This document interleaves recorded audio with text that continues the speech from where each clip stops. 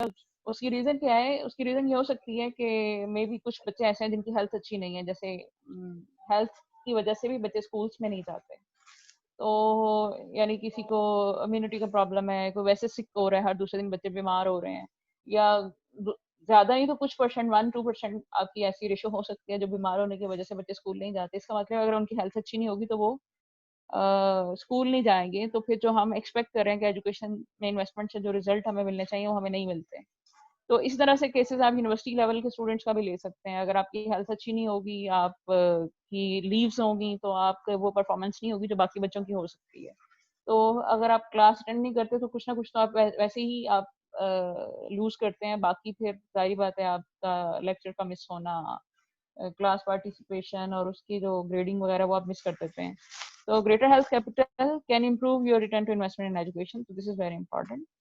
इसी तरह से ये होता है कि आप, जैसे हमने कहा था कि ग्रेटर एजुकेशन कैपिटल, अगर आपकी एजुकेशन आपके लोगों की बेटर है, तो जो भी आप इन्वेस्टमेंट का प्रोजेक्ट, हेल्थ का प्रोजेक्ट लगाएंगे, हेल्थ में जो भी इन्वेस्टमेंट करेंगे उसके बेटर रिजल्ट्स होंगे।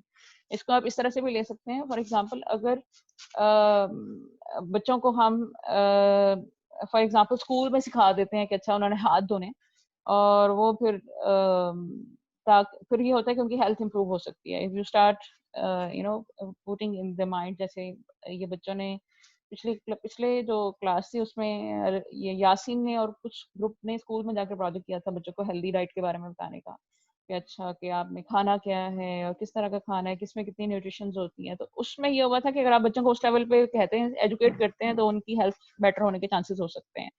यानी अगर आप बच्चों को सिखाएं, तो जब वो घर में जाएँगे तो वो ज़ाहिर-सी बात है वो उसी तरह से एक्ट करेंगे, और उनकी हेल्थ किसी न किसी हद तक इम्प्रूव हो सकती है। यानी जो स्कूल में सिखाया हुआ है वो आगे जाके किसी न किसी हद तक रोल ज़रूर प्ले करते हैं। इसी तरह से अगर एजुकेटेड मदर्स हैं, तो वो भी बच्चों को उनकी हेल्थ के बारे में ज़्यादा जो है वो कॉन्शियस हो सकती हैं। जो भी गवर्नमेंट अगर कह रही हो कि आयरन की डेफिशिएंसी है, जैसे या स्टंटेड ग्रोथ का इश्यू है यहाँ पे, या उसको उसको कैसे रोक सकते हैं। तो अगर पढ़े लिखे लोग होंगे, एजुकेटेड मदर्स होंगी, तो वो इन चीज़ों को ज़्यादा अच्छे से डील कर सकती हैं और अपने बच्चों की हेल्थ इंप्रूव कर सकती हैं। तो इस तरह से एजुकेशन और हेल्थ जो है वो एक दूसरे का इनपुट आउटपुट हो सकता है। यानी if we have better education, we can have good result of investment in health, and if we have better health we can have good returns of investment in education। तो ये बहुत important है, दोनों एक दूसरे के साथ जो है वो लिंक करते हैं। ठीक है, इसी तरह से अगर आपके हेल्थ प्रोफेशनल्स हैं, अगर आप उनकी ट्रेनिंग नहीं होती, तो वो उनकी परफॉर्मेंस उस तरह से, यानी we can consider in education and health as input and output in many context. यानी एक तो ये है कि मदर्स एजुकेटेड हैं तो वो आपकी हेल्थ बेटर हो सकती है। दूसरा ये है कि अगर बच्चों को एजुकेट किया जाता है स्कूल लेवल में, तो भी इनकी हेल्थ बेटर हो सकती है। तो इसी तरह से हम ये कहते हैं, एजुकेशन अगर लोगों को एजुकेट करें, जैसे पोलियो वगैरह के केसेस, वो हमारे पास कम हो सकते हैं। तो सिमिलरली अगर आपकी हेल्थ अच्छी हो, जैसे मैंने कहा कि अगर लोगों को, बच्चों की हेल्थ अच्छी हो, तो वो आउट ऑफ स्कूल या उनकी एब्सेंटीज की परसेंटेज कम होगी और उनके ग्रेड्स जो हैं वो बेटर होंगे। तो इस तरह से आपकी हेल्थ और एजुकेशन एक दूसरे के साथ रिलेट करती है। ठीक है, जैसे यूजुअली जैसे मैंने कहा था कि हेल्थ प्रोग्राम्स जो हैं वो बेसिक स्किल्स पे, बहुत सारी जो हेल्थ के इश्यूज हैं, वो जो आपकी बेसिक हाइजीन है ना, उससे आप ओवरकम कर लेते हैं। तो वो बेसिक हाइजीन अगर स्कूल लेवल पे बच्चों को सिखा दी जाए, तो वो फिर लॉन्ग लास्टिंग उनके साथ रहती है, और वो उसी तरह से कुछ ना कुछ, अगर 100% नहीं तो 60-70% जरूर बच्चे जो है वो इम्प्लीमेंट करते हैं उसको। तो वो जो स्किल्स हम बच्चों को स्कूल लेवल पे सिखाते हैं, तो बहुत सारे हेल्थ प्रोग्राम्स की इफेक्टिव होने की ये भी आपके पास एक की हो सकती है कि आप उनको स्कूल लेवल पे शुरू करें सिखाना। अच्छा जी, अब हेल्थ सेक्टर में जैसे अगर फॉर एग्जांपल लोगों की, हम कहते हैं कि अच्छा अगर किसी की इनकम बेटर होगी, अब हम हेल्थ को इनकम के साथ रिलेट करते हैं, इनकम बेटर होगी तो लोग अच्छी हेल्थ, ये गारंटी हो सकती है कि उनकी हेल्थ अच्छी हो। लेकिन it is not the case, it is not compulsory कि you have more income you will have good health. तो इसका मतलब ये है कि लोगों की इनकम बेटर हो, तो इससे ज़रूरी नहीं है कि वो उनकी डाइट जो है वो उसमें न्यूट्रिशंस पूरी हों। जैसे हमने पहले ही बात की थी कि वो लोग जिनके पास ज़्यादा पैसे आने शुरू हो जाते हैं, they start eating unhealthy food, जैसे कि स्वीट्स हो गई, फास्ट फूड हो गया, तो जैसे जैसे आप कह रहे थे टेस्टी फूड हो गई, तो टेस्टी फूड की तरफ लोग ज़्यादा जाते हैं, ना कि हेल्दी फूड की तरफ जो है उनका यानी वो इनटेक उनका जो है वो ज़्यादा अच्छा नहीं होता। हाँ, लेकिन ये ज़रूर होता है कि अगर लोगों की इनकम बढ़ती है तो उससे ये होता है कि लोग जैसे मैंने कहा कि अपनी कंजम्पशन को फ्रिक्वेंटली स्विच करते हैं। और दूसरा ये हमारे पास ये भी डेटा हमें बताता है जो मॉर्बिडिटी है it does not necessarily decrease significantly with income. यानी जो इंसिडेंस ऑफ सिकनेस है, अगर आप बीमार हो रहे हैं, इससे इसका जो है सिग्निफिकेंटली ये इंप्रूव नहीं होता कि अगर आपके पास आपकी इनकम ज्यादा है। इसका मतलब ये है कि अगर आपकी इनकम ज्यादा है तो ये हमें ये नहीं बताता कि आप बीमार नहीं हो गए, या जिन लोगों की इनकम ज्यादा है वो बीमार कम होते हैं। तो ये ऐसा डेटा हमें ऐसा एविडेंस नहीं देता। इसका मतलब ये है कि जिनकी इनकम ज्यादा है तो वो भी बीमार होते हैं। यानी in other words we may say that कि इनकम नेसेसरली, आपकी इनकम ज्यादा होना जरूरी नहीं है कि आपकी हेल्थ भी अच्छी हो। तो डिपेंड करता है कि आपकी फूड कैसी है, डिपेंड करता है आपकी लाइफस्टाइल किस तरह का है, आपकी इनकम बढ़ने के साथ वो इम्प्रूव भी होता है या नहीं होता। और फिर हमारे पास ये है कि मदर का जो बेसिक हेल्थ नॉलेज है वो भी बच्चे की हेल्थ के ऊपर इसका पॉजिटिव इफेक्ट होता है। तो ये हमारे पास हेल्थ सेक्टर के कुछ है कि दूसरा ये, अगर आप आपके पास एक रीजनेबल हेल्थ स्टेटस अचीव हो जाता है, उससे आपके स्कूल की बच्चों की जो है वो परफॉर्मेंस इफेक्ट होती है। तो हेल्थ सेक्टर में हमने ये कहा कि ज़रूरी नहीं है कि आपकी इनकम बेटर हो तो हेल्थ बेटर होगी, लेकिन ये ज़रूरी है कि हेल्थ बेटर होगी तो एजुकेशन ज़रूर बेटर हो जाएगी। तो इस तरह से जो है वो चीज़ें कुछ हमें देखने की ज़रूरत है। We can say that education and health both are related with either and they both contribute to the capabilities which are very important to raise, let's say, growth, or to have higher growth and to have higher development. अच्छा जी, अब ये है कि जैसे हमने कहा, ये ज़रूर बात है कि अगर आपकी इनकम बढ़ेगी तो ये ज़रूर होता है कि लोग हेल्थ और एजुकेशन पे ज़्यादा खर्च कर सकते हैं पहले से। इसका मतलब है income can be the key factor for having good health and education. अब डिपेंड करता है कि how people are spending on income and health. अच्छा, फिर ये है हमारे पास कि अगर हेल्थ एजुकेशन बेटर होगी तो जाहिर बात है प्रोडक्टिविटी बेटर होगी और फर्दर फिर आपकी इनकम बेटर होगी। यानी ये सारी चीज़ें एक दूसरे के साथ कोरिलेट करती हैं, इनपुट भी हैं और आउटपुट भी हैं, ठीक है। तो इसलिए while making development policy for social sector infrastructure we need to focus on increasing less people income, and then we need to see कि how can we um, you know change our health and education status simultaneously। यानी पहले आप लोगों की income बढ़ाएं और फिर आप हेल्थ और एजुकेशन के ऊपर भी फोकस करें।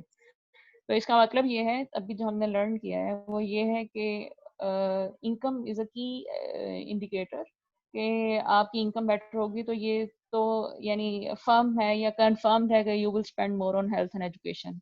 उसके बाद ये है कि आप हेल्थ और एजुकेशन पे स्पेंड कैसे करते हैं। क्या आप जैसे अभी हमने कहा कि टेस्टी फूड या फिर हेल्दी फूड की तरफ जाते हैं, और अगर लोग हेल्दी फूड लेते हैं, जाहिर बात है उनकी न्यूट्रिशन लेवल बेटर हो जाएगा, उनकी हेल्थ बेटर होगी तो उनकी एजुकेशन में परफॉर्मेंस बेटर हो सकती है।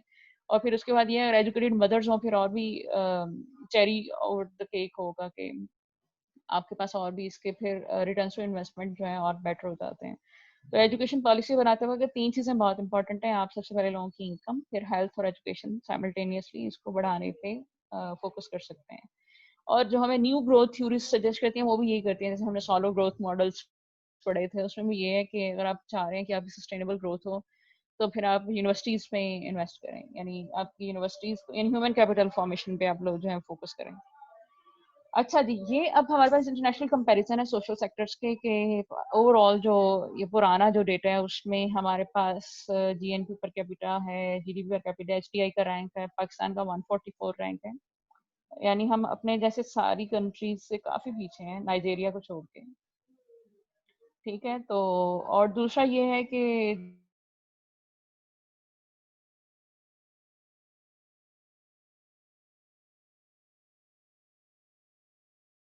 35, 44 और यानी बाकी कंट्रीज के इस पर जो अभी लेटेस्ट डेटा मैं उसको देखना चाह रही थी, इसलिए थोड़ा, यानी पहले आप देखें कि हमारे पास जो लिटरेसी रेट है 93 में 35% था, फिर 44% हुआ 2001 में।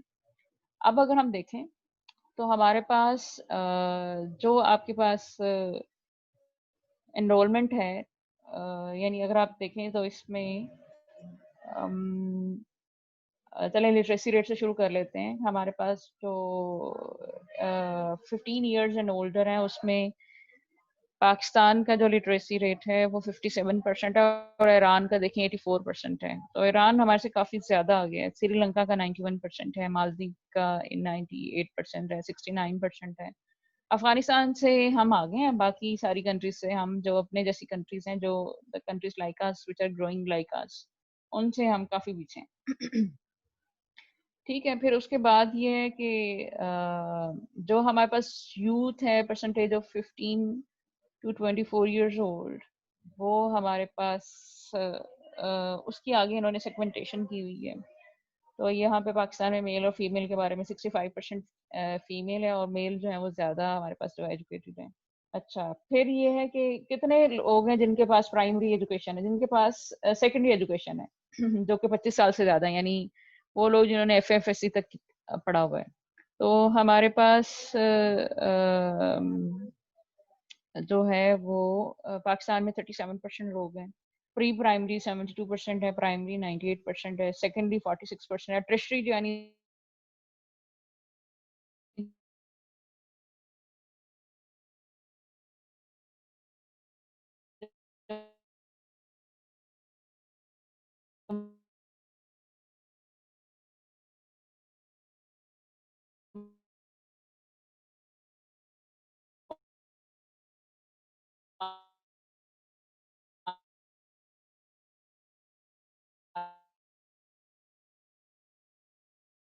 हमारे वैसे इश्यूज नहीं है, लेकिन दो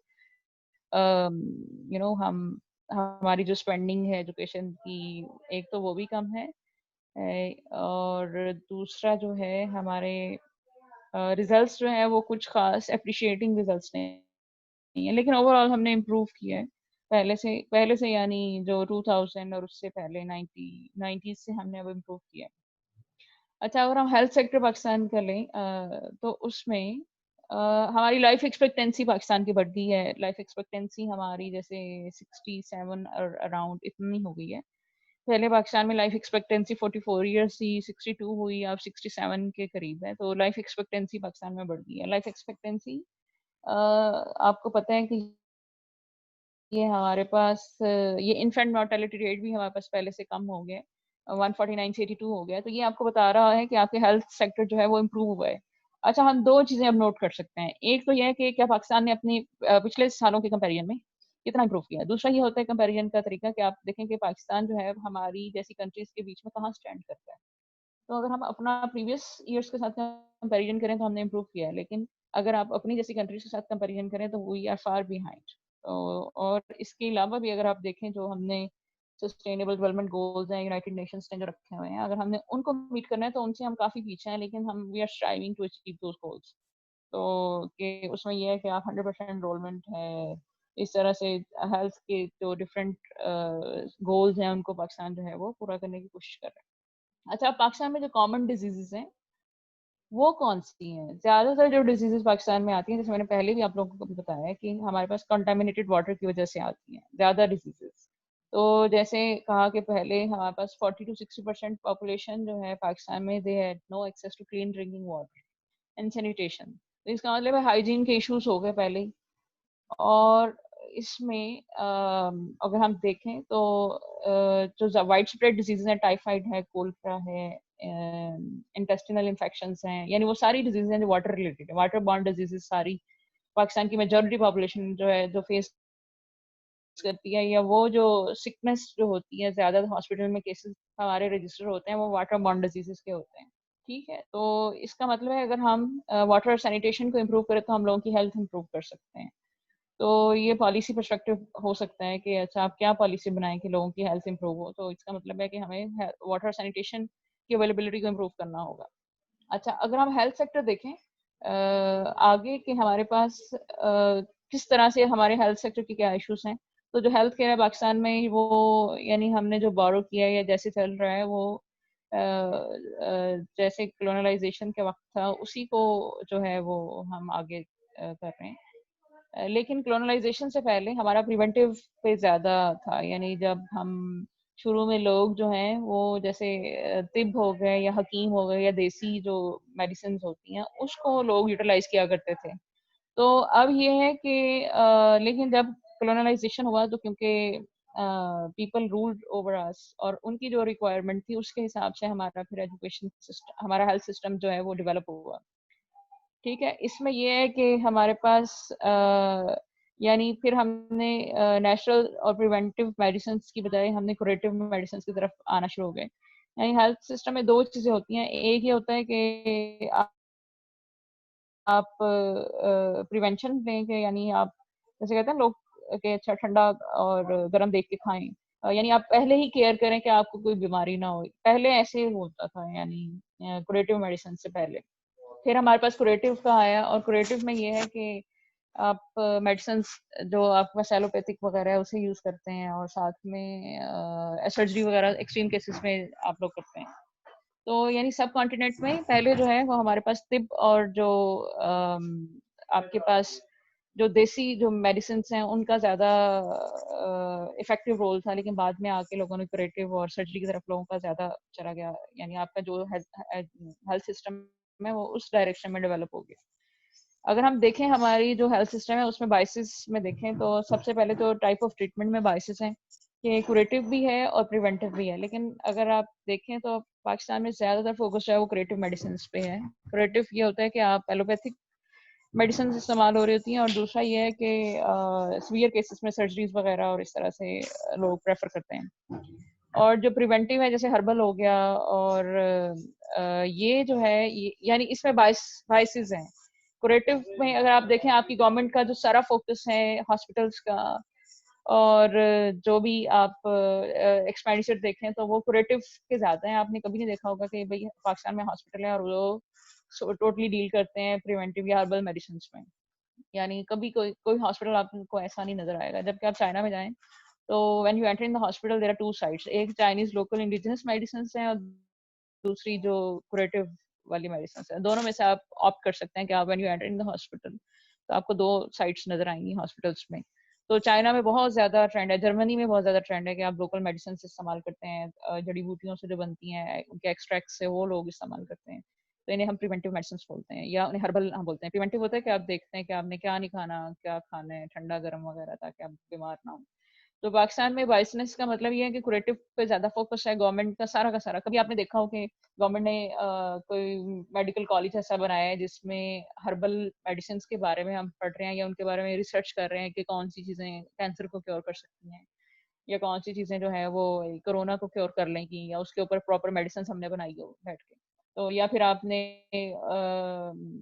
इंडिजिनस मेडिसिन को डेवलप करने के लिए कोई खास फंड अलॉट किए हों, ऐसा कभी भी नहीं है पाकिस्तान में। जब से पाकिस्तान बना उसके बाद से हमारा ज्यादा फोकस है वो क्रिएटिव के ऊपर है कि कितने हॉस्पिटल्स बन गए हैं, कितने बेड्स हो गए हैं, कितने वेंटिलेटर्स आ गए हैं। तो we are focusing on this thing, तो we are unable to provide reasonable facilities to our population. इस तरह से रीजनल लेवल में भी हमारे पास अर्बन रूरल बाइसनेस है। अर्बन एरियाज में हॉस्पिटल से आते हैं, रूरल एरियाज में हॉस्पिटल्स नहीं है। People are reluctant to go in rural areas, doctors specially वो नहीं जाते कि रूरल एरियाज में किस तरह से जाएंगे। इस तरह से इनकम भी rich poor related hospitals different हैं। And then we have quality के गवर्नमेंट सेक्टर्स की क्वालिटी और तरह की है, प्राइवेट सेक्टर्स की क्वालिटी जो है वो और तरह की है। प्रोविजन के बारे में इस तरह की ये बाइसनेस है।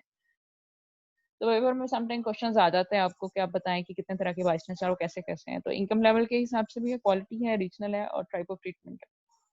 अच्छा, जैसे मैंने आपसे ये कहा कि हमारे पास जो मेडिकल पब्लिक हेल्थ सर्विसेज थी कॉलोनियल एरा में इन्हें कमर्शलाइज कर दिया। अब आपको पता है कि सारा का सारा फोकस जो है वो और उसी तरह से हमारा एजुकेशन सिस्टम भी उसको सपोर्ट करने के लिए बन गया।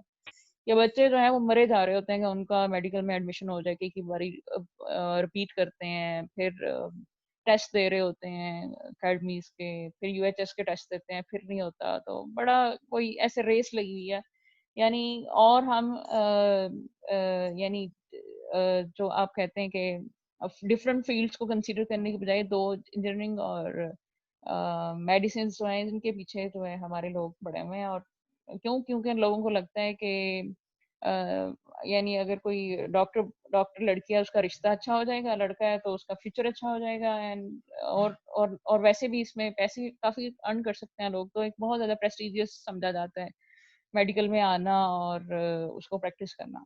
और ये कैसे है, क्योंकि इसको कमर्शलाइज कर दिया है, और इसको actually it is based on 100 years of you may से इम्प्लीमेंटेशन ऑफ कॉलोनियल प्रैक्टिसेस, यानी उन्होंने कमर्शलाइज कर दिया, हमारे एडमिनिस्ट्रेटिव इंटरेस्ट हमारी टोटली चेंज हो गई। यानी तब क्या था कि आपके पास जब अंग्रेज यहाँ पे आया हुकूमत करने, तो उस जो वहाँ पे उनकी मेडिसिन थी वो उन्होंने यहाँ पे करना चाहिए उसको, और टोटली हमारा जो है वो रिच क्लास को इंटीग्रेट कर दिया कि वो मॉडर्न मेडिकल केयर कंज्यूम करें, और मॉडर्न मेडिकल केयर की जब डिमांड हुई तो लोगों ने उसी तरह से सप्लाई भी प्रोवाइड करना शुरू कर दी। तो पाकिस्तान में लार्जली जो है पाकिस्तान बनने के बाद भी यही प्रैक्टिस रही। हेल्थ सिस्टम फिर इसकी वजह से, क्योंकि ये कॉस्टली भी है, एक्सपेंसिव भी है, एक तो डॉक्टर बनना और हॉस्पिटल्स बनाना ये एक्सपेंसिव है, इसलिए इनएक्यूटेबल भी है, क्योंकि हमारी पॉपुलेशन बहुत ज़्यादा है और उन सारी पॉपुलेशन को हमारा जो क्यूरेटिव हेल्थ सिस्टम है ये उनकी नीड्स को पूरा नहीं कर सकता, तो इसलिए इनएक्यूटेबल भी है। और दूसरा ये है कि क्रिएटिव केयर जो है हमारी जो ग्रेटर, जैसे मैंने कहा, पॉपुलेशन उनकी नीड्स को पूरा नहीं कर सकती, क्योंकि एक्सपेंसिव है और टाइम टेकिंग भी है। लेकिन जो हमारी हर्बल मेडिसिन है या प्रिवेंटिव जो साइड है उसको थोड़ा सारा हम ज़्यादा फोकस नहीं करते। अगर आप करें तो आपकी शायद जो दूसरा जिसे हमने कमर्शलाइज किया है उनकी फिर प्रॉब्लम हो जाएगा वहाँ पे डिमांड का हमारी साइड से। अच्छा, अब ये है कि वैसे भी हमारे पास जो हेल्थ केयर सिस्टम है वो अर्बन बाइस्ड है, अर्बन एरियाज में ज़्यादा डॉक्टर्स हैं, हेल्थ फैसिलिटीज़ जो हैं ज़्यादा अर्बन एरियाज में है। 85% जो प्रैक्टिसिंग डॉक्टर हैं वो अर्बन एरियाज में काम करते हैं, हालांकि आपकी पॉपुलेशन ज़्यादा रूरल एरियाज में रहती है। आपकी 50% से ज़्यादा population still live in rural areas. By 2050 it is expected कि हमारी रूरल रूरल और अर्बन पॉपुलेशन बराबर हो जाएगी 50-50%। लेकिन अभी जो है आपकी रूरल एरियाज में पॉपुलेशन ज़्यादा है, लेकिन डॉक्टर देखें सारे अर्बन एरियाज में काम करते हैं, 85% और मोर। और जो हमारे पास डॉक्टर पॉपुलेशन रेशियो है वो, यानी there is one bed available, one doctor is available for 1800 patients, और रूरल एरियाज में ये 25,000 है। तो ये आपके पास थोड़ा डेटा जो है वो 2014-15 का है, लेकिन अगर आप लेटेस्ट डेटा देखें तो उसके हिसाब से थोड़ी सारा इम्प्रूव हमने किया है हेल्थ फैसिलिटीज में। और हेल्थ फैसिलिटीज में देखें, ये जो आपके पास डॉक्टर्स है, नंबर ऑफ डॉक्टर्स देखें बढ़ रहे हैं, 175 17 कितना बनता है ये, 175,000, ठीक है, ऑलमोस्ट।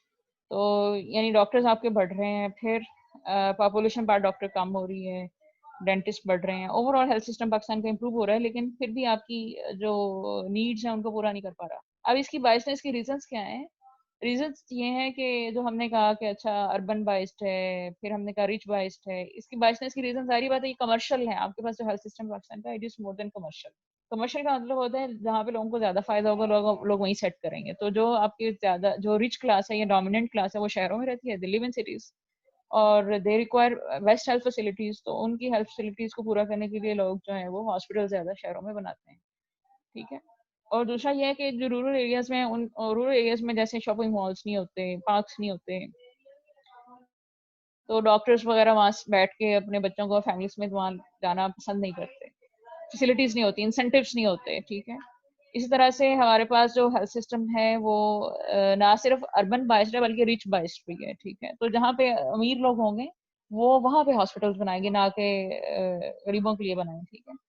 लेकिन अब इसमें ये है कि जो आपके पास, हाँ, फिर ये आता है कि अच्छा कुछ गांव में भी लोग हैं जो लैंडलॉर्ड्स हैं, तो वो क्या करते हैं, वो शहरों में उनके पास तेज गाड़ियां होती हैं, शहरों में चले जाते हैं, कोई बीमार होने ले जाते हैं, they get treatment they want. तो बेसिकली ज्यादा जो इशू है वो फिर पुअर रिलेटेड है, कि उनको हेल्थ एक्सेस जो है वो उस तरह से अवेलेबल नहीं होती जैसे कि रिच को होती है। और फिर उसके बाद अगर हम अर्बन इनहेबिटेंट्स की बात करें तो उनके पास भी जो है वो इक्वल हेल्थ फैसिलिटीज नहीं होती, क्योंकि अर्बन एरियाज में जो पुअर हैं वो गवर्नमेंट हॉस्पिटल्स में जाएंगे, रिच जो है वो प्राइवेट हॉस्पिटल्स में जाएंगे। तो गवर्नमेंट हॉस्पिटल्स में फिर उस तरह से फैसिलिटीज अवेलेबल नहीं होती, स्पेशली छोटे शहरों में, या वो जहाँ पे मॉनिटरिंग इतनी ज्यादा ना। अच्छा जी, अब ये है हमारे पास कि हेल्थ एजुकेशन जो है, दोनों को अगर हम देखें तो उसमें ज्यादातर हम वेस्टर्न एक्सपीरियंस पे हमारी प्राइमरीली बेस्ड करता है।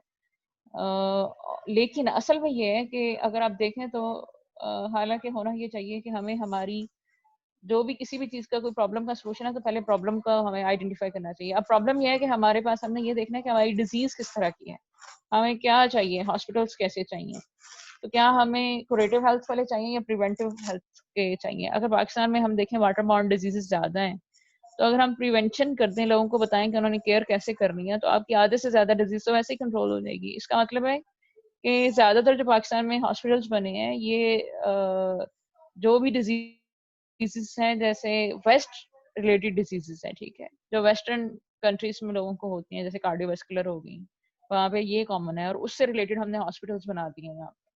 लेकिन जो कि ईस्ट रिलेटेड डिजीजेस हैं, जैसे टाइफाइड है, कोल्ट्रा है, मलेरिया है, जो कि इन्फेक्शन रिलेटेड डिजीजेस हैं, इससे रिलेटेड हमने यानी प्रिवेंटिव या हर्बल मेडिसिन जो हैं उनको हमने प्रमोट नहीं किया। और इसी तरह से क्योंकि हमने हॉस्पिटल्स बनाए, उन्हें कमर्शलाइज किया, और हमारे जो मेडिकल कॉलेजेस हैं उनमें भी यही वाले फिर डोमिनेंट है कि हम पढ़ाएंगे क्या बच्चों को। और फिर उसमें ये होता है कि जब पढ़ने के बाद उन्हें जॉब्स नहीं मिलती रेलेवेंट, जैसे आपके पास जो कार्डियोवास्कुलर डिजीजेस होती तो हैं, लेकिन उनकी परसेंटेजेस कम होती हैं, फिर आपके पास जॉब्स भी उस तरह से अवेलेबल नहीं होती। लोग पढ़ते हैं और फिर छोड़ के ब्रेन ड्रेन हो जाता है, अच्छे ब्रेन जो है वो चले जाते हैं जिन्हें ज्यादा इंसेंटिव मिलते हैं वहाँ पे। तो यूजुअली ये होता है, जो हेल्थ केयर सिस्टम होता है वो आपकी पॉलिटिकल, इकोनॉमिक और सोशल जो स्ट्रक्चर है उसकी रिफ्लेक्शन होती है कि ओवरऑल हम क्या चाह रहे होते हैं। जैसे हमारा हेल्थ सिस्टम अगर क्यूरेटिव है, तो इसका मतलब है कि इसको इस तरह से डिजाइन कर दिया गया हुआ है after we after independence and before independence. In aggregative term में हम देखें तो जैसे मैंने आपको पहले भी बताया कि हमारे पास हेल्थ सिस्टम पहले से इम्प्रूव हुआ है, डॉक्टर्स आपके पास पहले से ज्यादा हुए हैं, नर्सेज ज्यादा हुई हैं, बेड ज्यादा हुए हैं, हॉस्पिटल्स ज्यादा हुए हैं, पॉपुलेशन पर बेड रेशियो इम्प्रूव हुई है, लेकिन it is far less than if we compare ourselves with other countries like us. तो ये बड़ा इंपॉर्टेंट होता है जब आप ह्यूमन डेवलपमेंट इंडिकेटर्स के बारे में बात करते हैं, तो आप सिर्फ अपनी कंट्री को पहले साल के साथ, पहले ईयर्स के साथ कंपेयर नहीं करते, बल्कि आप अपनी कंट्री को अपने जैसी कंट्रीज के साथ कंपेयर कर रहे होते हैं। जैसे श्रीलंका में क्या है, इंडिया में क्या है, बांग्लादेश में क्या है, वो उनका हेल्थ सिस्टम कैसे जा रहा है और हमारा कैसे जा रहा है, फिर कंपैरिजन बिटवीन कंट्रीज होता है, विद इन कंट्रीज नहीं होता, ठीक है। तो इस तरह से गवर्नमेंट जो है स्पेंड करती है थोड़े से रिसोर्सेज 0.7% ऑन हेल्थ। अब हमने हेल्थ पे थोड़ा रिसोर्सेज को इम्प्रूव किया है, वो भी अभी मैं आपको बताती हूँ। और दूसरा ये है कि प्राइवेट सेक्टर की जो प्रोविजन है हेल्थ की 50% से ज्यादा है, और वो फिर एक्सपेंसिव भी है, और फिर सिर्फ अमीर लोग ही उसको अचीव अटेन कर सकते हैं, पुअर नहीं कर सकते। और रूरल हेल्थ सेक्टर्स जो हैं, जैसे आपने देखा होगा, जो बेसिक हेल्थ केयर यूनिट्स हैं रूरल एरियाज में, उन्हें अनमैन्ड है, अनसुपरवाइज्ड है, लोग वहां जाते ही नहीं है, सैलरीज ले लेते हैं और जाते नहीं है वहां पे, लोग अवेलेबल नहीं होते किसी को जरूरत हो तो। अच्छा जी, अब पॉलिसीज क्या है, हम इम्प्रूव कैसे कर सकते हैं पाकिस्तान का? सबसे पहले तो ये हम डिसेंट्रलाइज करते हैं। डिसेंट्रलाइज का मतलब ये है कि आप जो विलेज लेवल पे हैं वहाँ के लोकल कम्युनिटी को रिस्पॉन्सिबल बनाए कि उन्होंने प्रोविजन करनी है हेल्थ, ना कि आप बताएं कि प्रोविंशियल गवर्नमेंट जो है वहाँ किस गांव में कितना हॉस्पिटल हो, उसमें कौन सा डॉक्टर हो। इसकी बजाय आप लोकल कम्युनिटी को रिस्पॉन्सिबल बनाएं। लोकल कम्युनिटी के अलावा भी आप जो यूनियन काउंसिल लेवल के जो हमारे पास एडमिनिस्ट्रेशन होती है उसको रिस्पॉन्सिबल बनाएगा, उन्होंने जो बेसिक हेल्थ फैसिलिटीज हैं वो प्रोवाइड करनी है। अच्छा, फिर ये है कि और लोगों को अपस्किल करें, फाइनेंसेस उसके लिए अवेलेबल करें। दूसरा यह है कि गवर्नमेंट जो है वो इंडिजिनस सिस्टम जो हमारा है, लोकल हेल्थ केयर सिस्टम, उसको इम्प्रूव करे। लोकल हेल्थ सिस्टम हमारा ये है जो अभी मैंने आपको बताया, जो तिब है, जो आपके पास हर्बल है, और ये सारा या होम्योपैथिक है, ये आपका लोकल सिस्टम है। स्पेशली आपका होम्यो सिस्टम, ये जो देसी मेडिसिन होती हैं, ये हर्बल वो है, उसको प्रमोट करें कि किस तरह से हम कर सकते हैं। चाइना की एक बहुत बड़ी इंडस्ट्री है लोकल मेडिसिन की, तो हमारी क्यों नहीं हो सकती? हम क्यों इसको प्रमोट नहीं करते? क्योंकि लोगों के इंटरेस्ट नहीं है, लोगों के इंटरेस्ट जो है उसको कमर्शलाइज और ज्यादा पैसे कमाने की तरफ है, ना कि आप जो है वो ज्यादा लोगों को ज्यादा फायदा देने की तरफ हो। तो हमारे पास तिब्बी और होम्योपैथिक मेडिकल कॉलेजेस हम इसको बना सकते हैं ताकि हम प्रमोट करें इन मेडिसिन को। तो पाकिस्तान में 2-3 कॉलेजेस हैं सिर्फ, जैसे हमदर्द यूनिवर्सिटी है, इस तरह से शायद एक दो और भी हों, लेकिन इस तरह से स्पेसिफिकली कभी नहीं देखा किसी ने कोई होम्योपैथिक पढ़ने जा रहा है आजकल, या कोई देसी मेडिसिन के बारे में या तिब्बी के बारे में पढ़ने जा रहा है, ऐसा कभी सुना नहीं है। तो इसका मतलब हम इसे प्रमोट कर सकते हैं, लेकिन डिपेंड करता है गवर्नमेंट की पॉलिसी की। अभी तक तो मैंने कोई पॉलिसी नहीं सुनी कि इसके लिए हमने कोई बनाई है, मे बी फ्यूचर में कोई हो।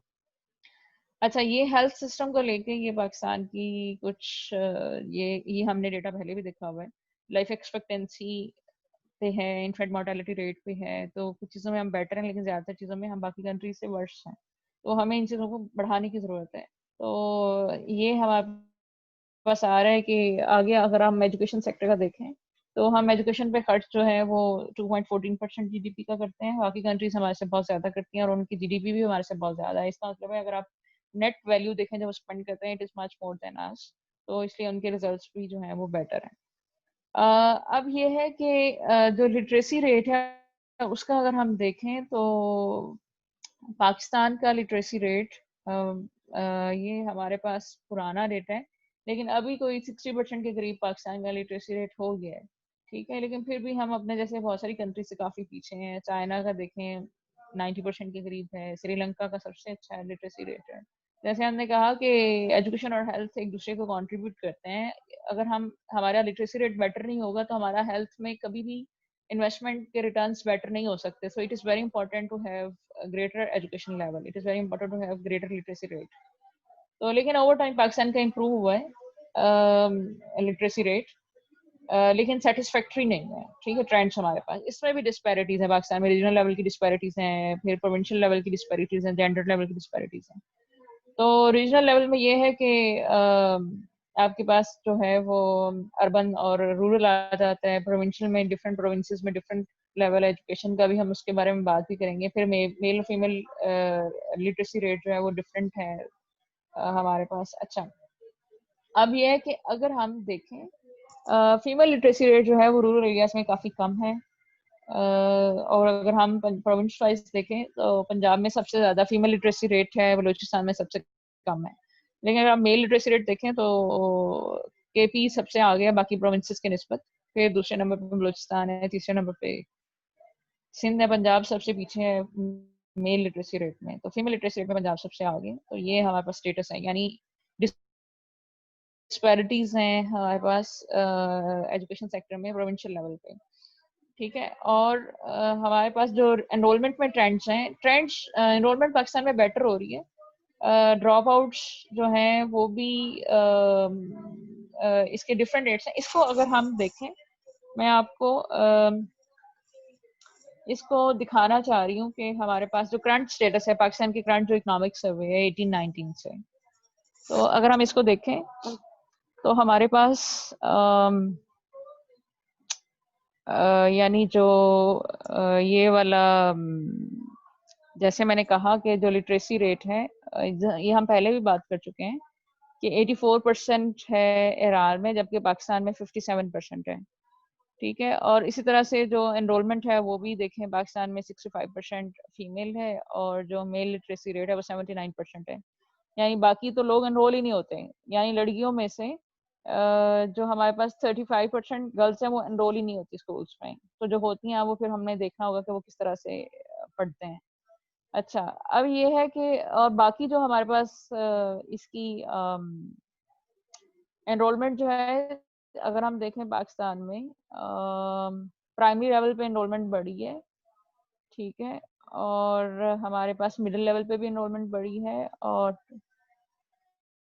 हाई लेवल पे भी एनरोलमेंट पाकिस्तान में बढ़ी है। ठीक है, तो एनरोलमेंट यानी पाकिस्तान में काफ़ी इंप्रूव हुई है पहले से अगर हम देखें तो।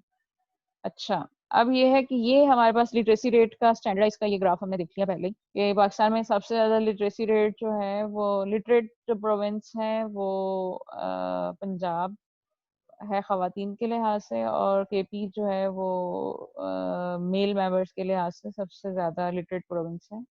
अच्छा, अब ये एक्सपेंडिचर ऑन एजुकेशन है 829 बिलियन रुपीस। लेकिन अब डिपेंड करता है कि 829 बिलियन रुपीस को अगर आप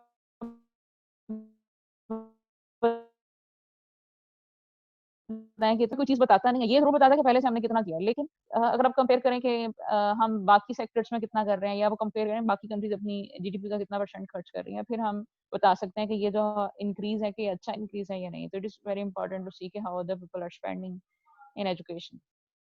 अच्छा, एजुकेशन में स्पेंडिंग अपनी जगह पे, लेकिन जो सबसे इम्पोर्टेंट बात है जो कि कोई एक और ग्रुप कर रहा था इसमें हमारे साथ, उसमें ये है कि हमारे पास जो रिजल्ट है, आउटकम्स क्या है, वो हमें असर की रिपोर्ट से मिलेगा, annual state of education report.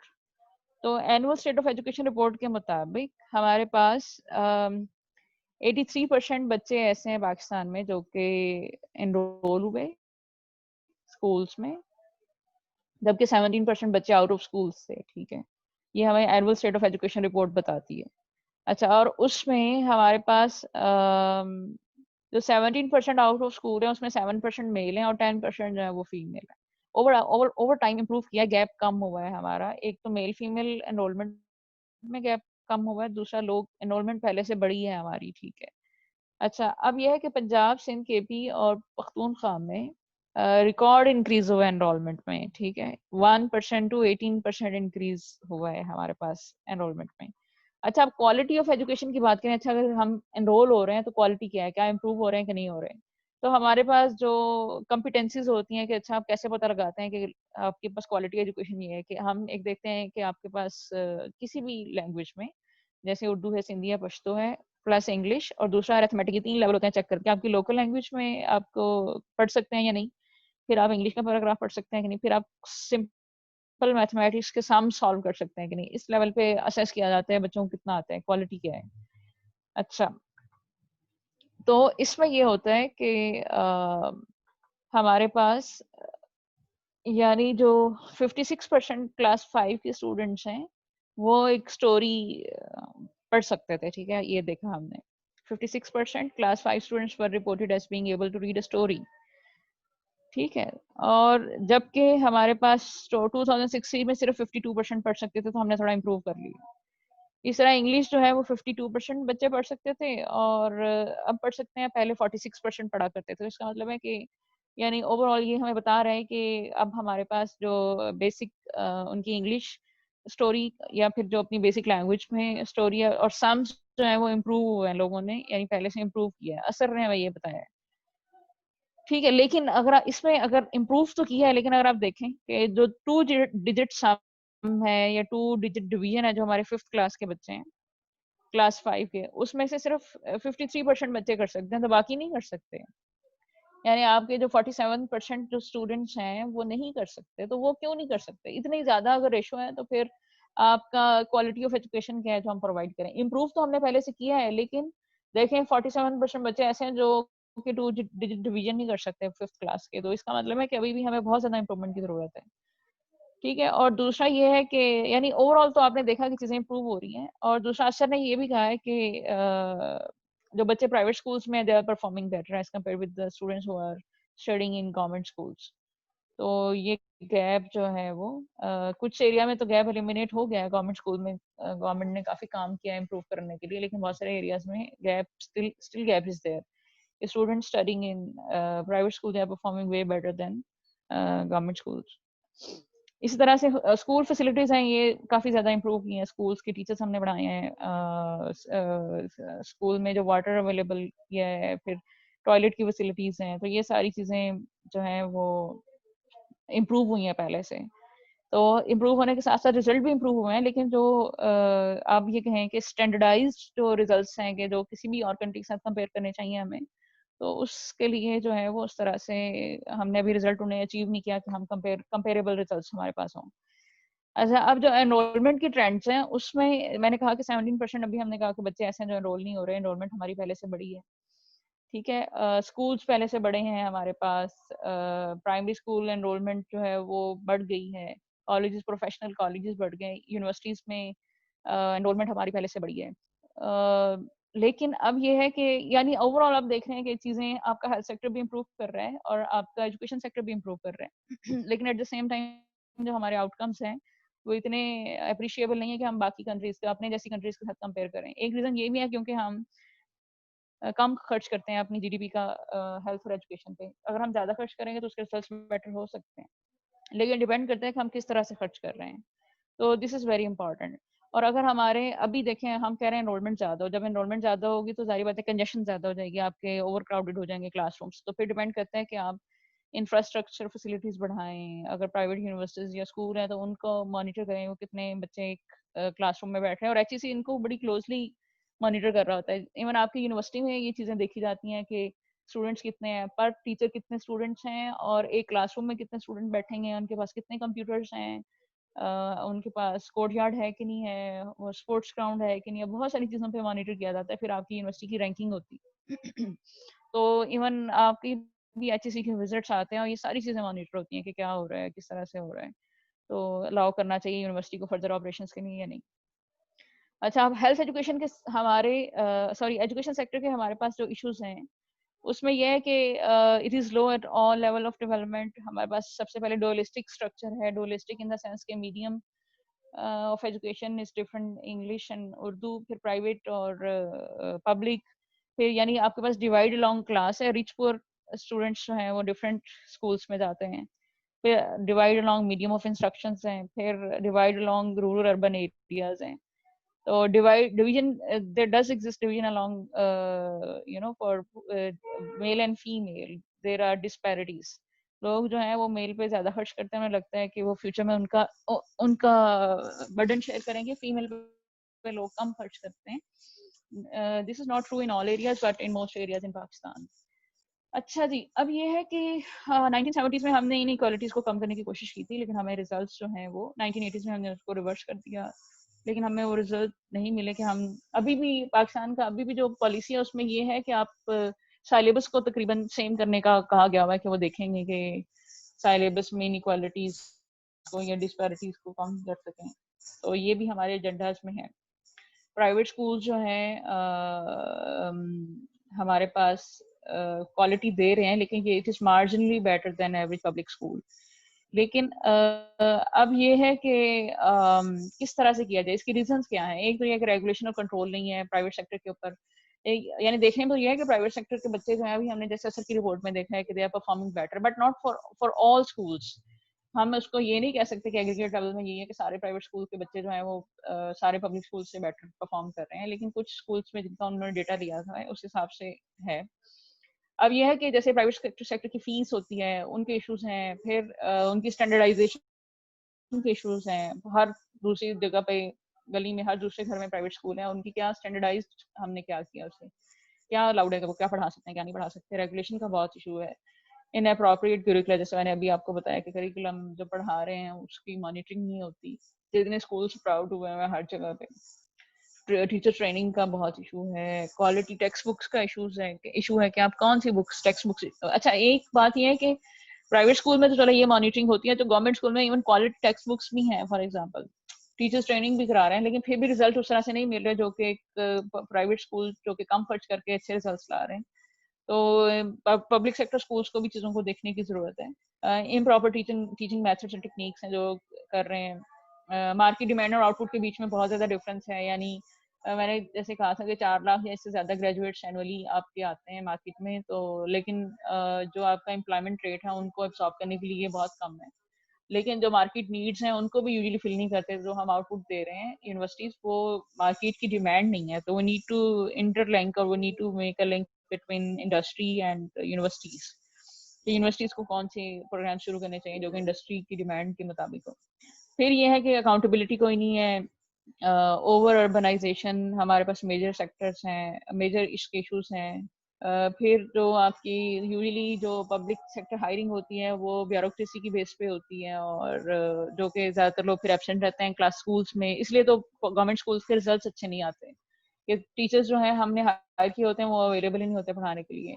और करिकुलम डिसीजन बहुत ज़्यादा सेंट्रलाइज्ड हैं। यानी करिकुलम हमने पढ़ाना क्या, वैसे तो ये एक अच्छी बात ही है कि हमारे पास एचईसी बताते हैं कि बीबीए में हमने क्या पढ़ाना है, कि बीबीए का कितने कोर्सेज होने चाहिए, उनमें हमने क्या पढ़ाना है, वही सारी यूनिवर्सिटीज इंप्लीमेंट करती हैं।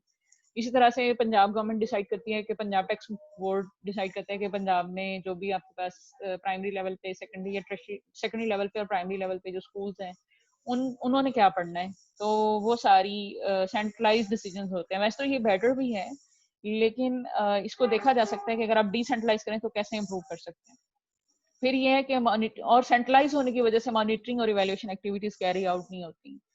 तो यानी सिस्टम बहुत सेंट्रलाइज्ड है और इसलिए हम हर की मॉनिटरिंग नहीं कर सकते। अगर जैसे आप यूनियन काउंसिल लेवल पर रिस्पॉन्सिबिलिटी देते हैं कि आपकी इधर यूनियन काउंसिल में जो भी स्कूल्स हैं मॉनिटर कर रहे हैं, फिर तो ज्यादा फ्रीक्वेंट मॉनिटरिंग हो जाएगी, इवैल्यूएशन भी अच्छी हो जाएगी और उसके रिजल्ट्स भी आप अच्छे एक्सपेक्ट कर सकते हैं।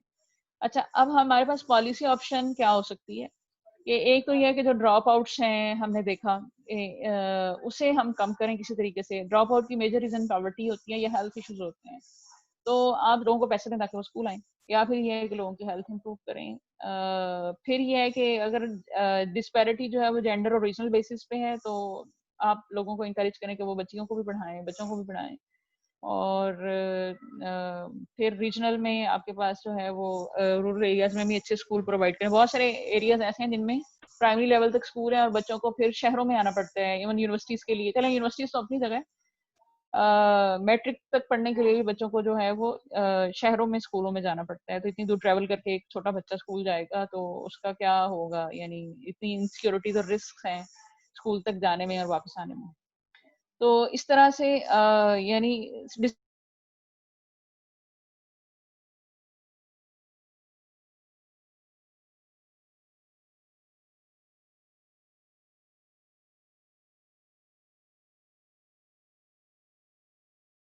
सकते हैं। तो बस ये हमारा आज का है, इसको ओवरव्यू कर लेते हैं कि पाकिस्तान में हमारे पास एजुकेशन और हेल्थ का हमने स्टेटस देखा। हमने देखा कि हमारे पास डिस्पैरिटीज हैं हेल्थ में भी और एजुकेशन में भी। तो डिस्पैरिटीज को कम कैसे करना है उसके लिए पॉलिसी ऑप्शंस हमने कुछ देखी हैं। और हमने थोड़ा सा ये भी देखा है कि हमारे पास जो पाकिस्तान का स्टेटस क्या है बाकी सारी कंट्रीज को हम कंपेयर करें। ओवरऑल हमारा हेल्थ और एजुकेशन सेक्टर इंप्रूव हुआ है, लेकिन अगर हम कंपेयर करें ह्यूमन डेवलपमेंट इंडेक्स की रैंकिंग में देखें तो अब हम काफी कंट्रीज से पीछे चले गए हैं। इस साल में बाकी लोगों ने, बाकी कंट्रीज ने हमारे से ज्यादा बेहतर परफॉर्म किया है। तो हमें भी सीखने की जरूरत है कि हम कैसे कर सकते हैं। तो this is enough for today's lecture. तो अरसलान से मैं कहूंगी कि बच्चे